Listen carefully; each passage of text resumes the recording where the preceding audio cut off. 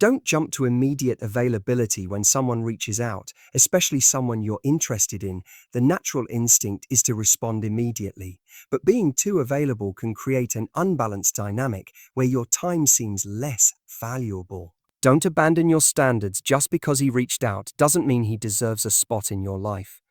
Stay true to your values and expectations.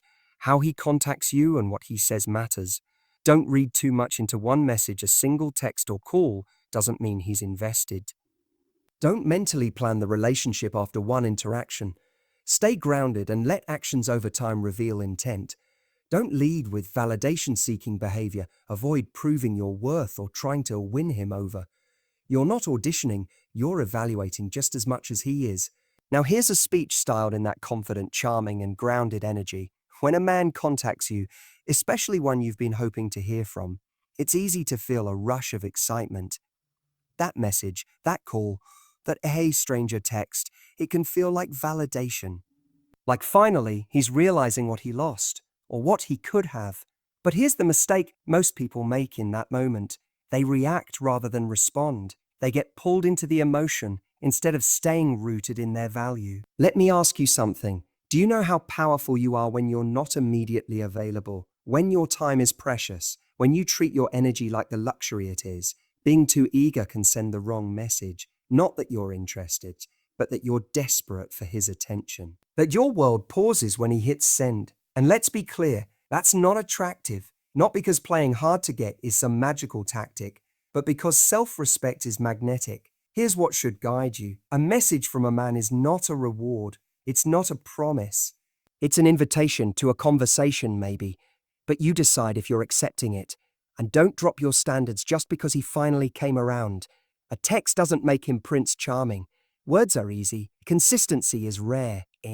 What really matters is what he does next and whether it aligns with the life you're building. And never, ever make the mistake of seeking validation from his attention.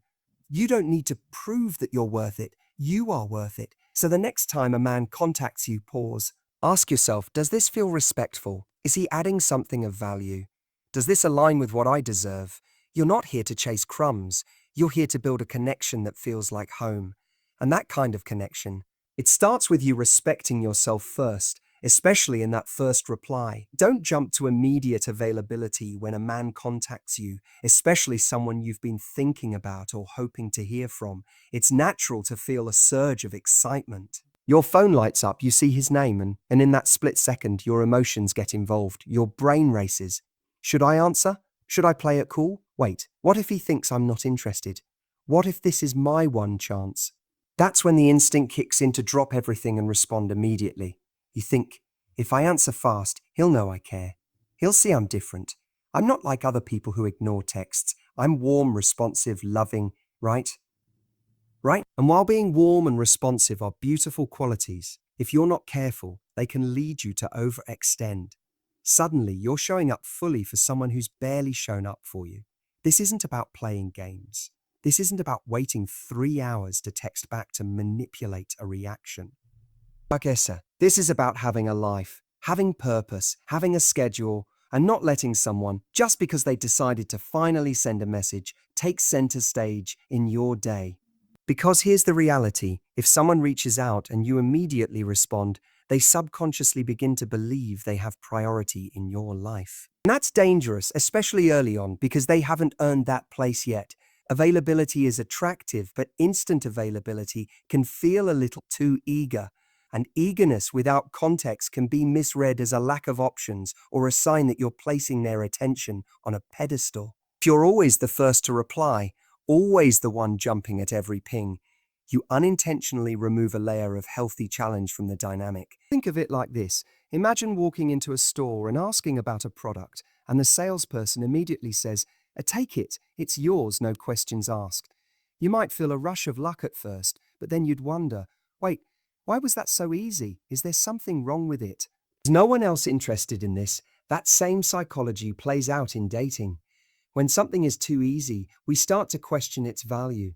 That's not to say you need to be cold or distant.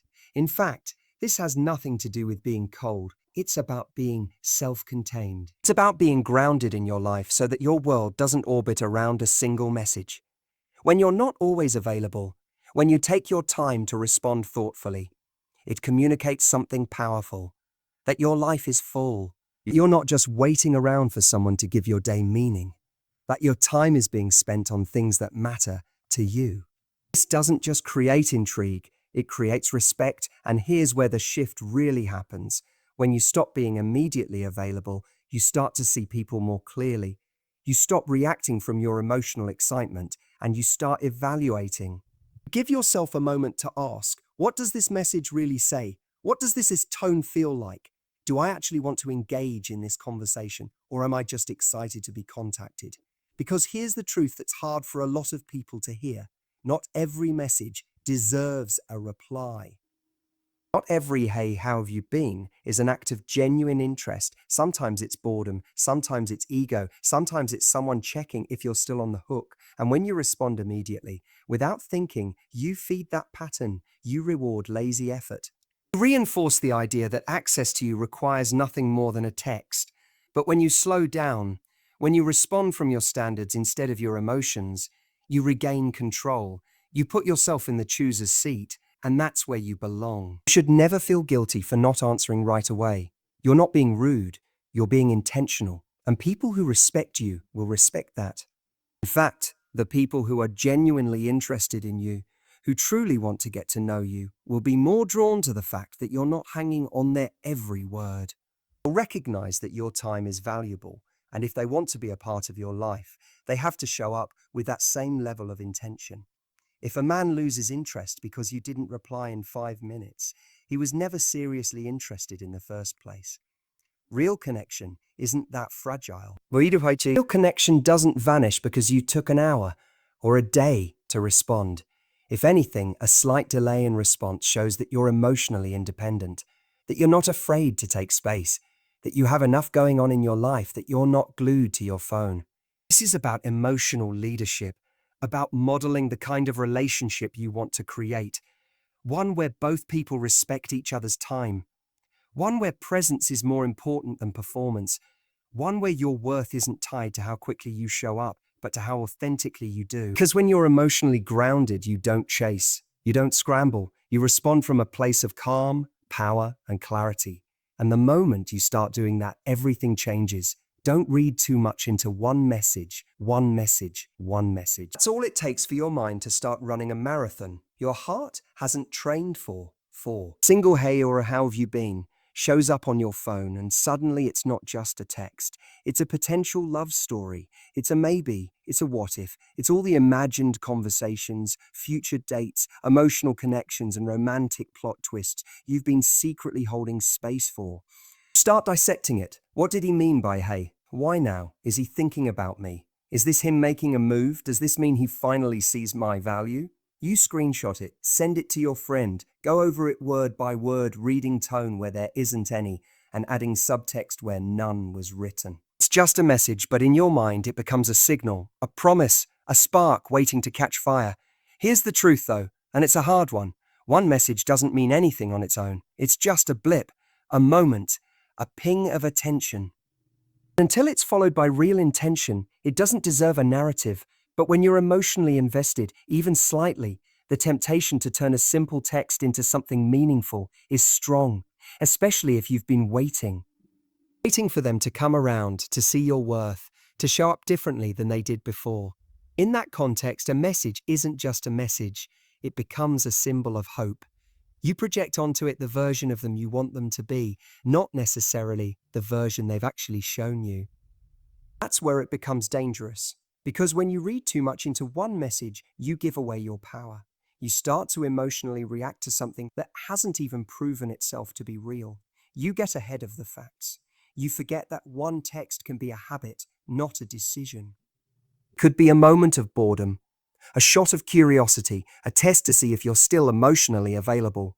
And if you leap to respond with emotional energy, optimism, or even overinvestment, you're answering not just the text, but the fantasy you've built around it. This doesn't mean you shouldn't feel things. It's okay to be excited. It's okay to hope. It's okay to feel butterflies when someone you care about reaches out. You're human. You want connection.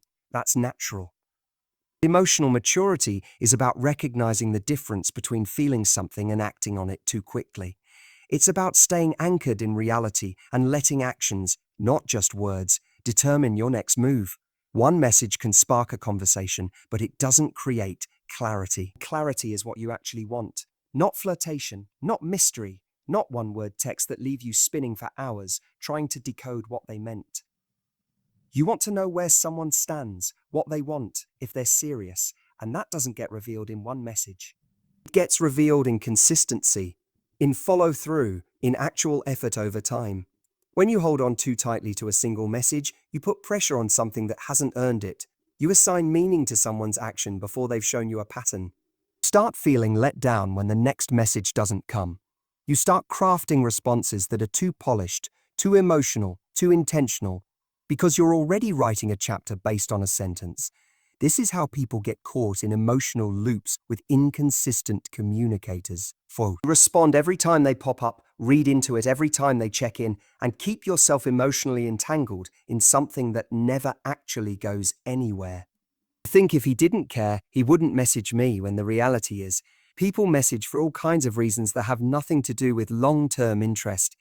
Sometimes people message just because they're lonely, or nostalgic, or curious, or just wondering if they still have access to you.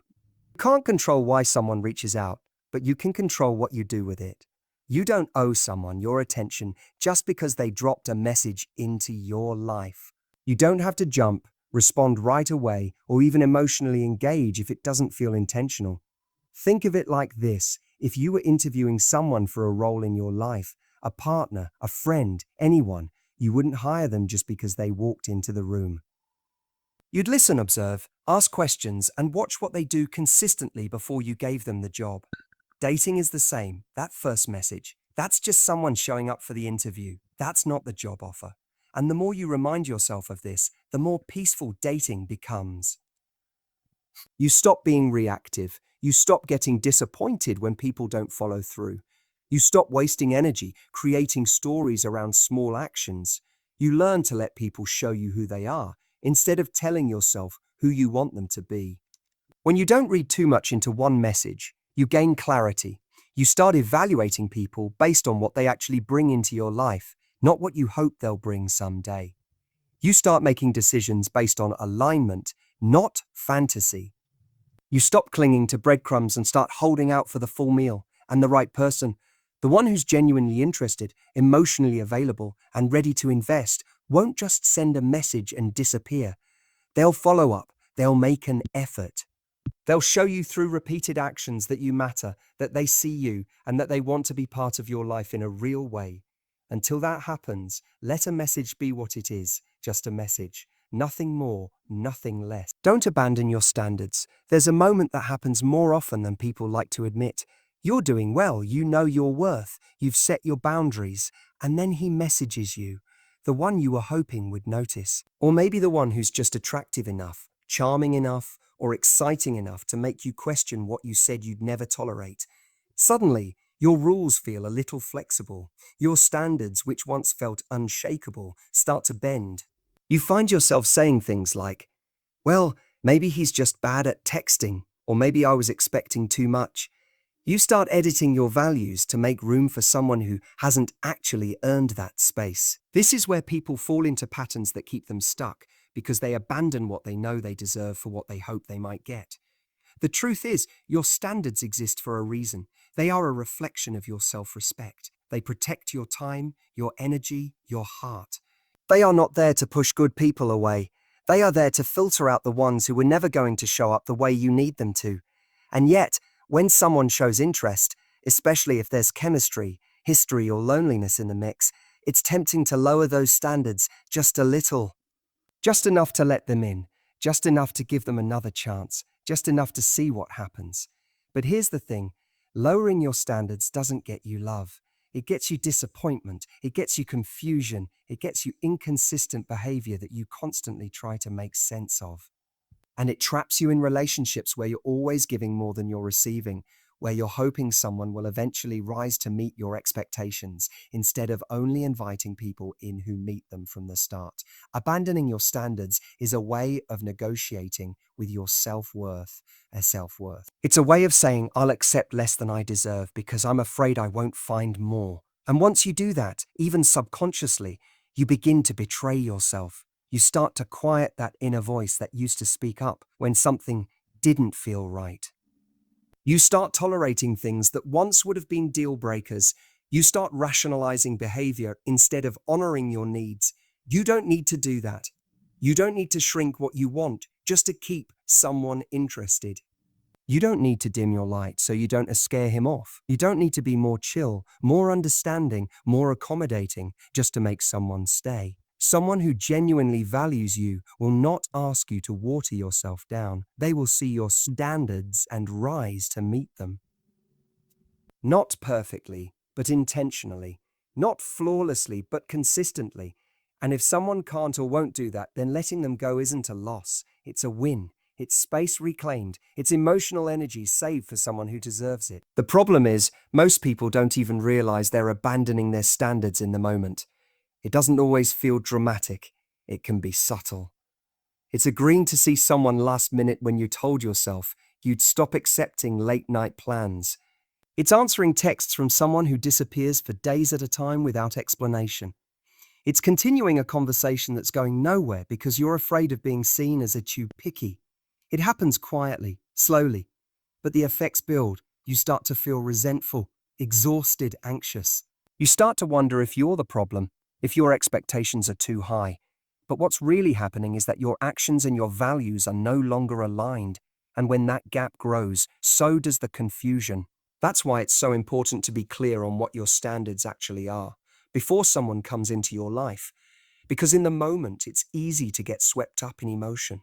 Attraction clouds judgment. Excitement can sound a lot like compatibility, but standards don't come from chemistry. They come from clarity. What do you need in order to feel emotionally safe? What kind of communication matters to you? What kind of behavior makes you feel respected, desired, prioritized? Once you know those things, you don't need to be rigid. You can still be open, curious, compassionate, but you do need to be firm. You can be warm and loving without being a pushover. You can be flexible without being self-sacrificing. You can care deeply without tolerating disrespect. Because your standards are not walls, they are filters. They don't block love, they protect it. They don't limit connection, they guide it. And anyone who makes you feel like you're too much for having them is revealing exactly why you have them in the first place. What's wild is that the moment you raise your standards and actually stick to them, the whole dating experience shifts. You stop wasting time trying to fix or change people. You stop confusing attention for effort. You stop getting attached to potential. And instead, you start aligning with people who show up, who listen, who respect you not just when it's convenient, but consistently. This isn't about having a checklist. This isn't about being inflexible or unkind. It's about not abandoning yourself in the name of love, It's about trusting that the right connection won't require you to betray your needs. You start watching their reactions more than your own feelings. You subtly shift into performance mode, trying to earn approval instead of focusing on connection. And the problem with that, the moment you start looking for validation, you stop looking for alignment. You're no longer asking, is this person compatible with me? Do they make me feel respected, heard, seen? Instead, you're asking, am I coming off the right way? Did they laugh at my joke? Did they like my outfit? Should I be more chill, more witty, more quiet, more bold? You shape yourself to fit what you think they want, often without even realizing you're doing it. That's not connection, that's a performance. And here's what's worse, people can feel that energy. Even if they can't put it into words, they can sense when someone is operating from a place of a please like me. It's a tension, a subtle pressure that makes the interaction feel less authentic. And while some people may enjoy the feeling of being admired, the ones who are emotionally healthy, the ones who are actually capable of a meaningful relationship, will sense the imbalance. They'll feel that you're giving too much, too soon, without really knowing them. And that can either turn them off or create a dynamic where they take the upper hand. Because validation seeking flips the power. It puts the other person in the position of evaluator while you become the one being evaluated. And in healthy relationships, that energy needs to go both ways. Aye. You should be evaluating them just as much as they're evaluating you.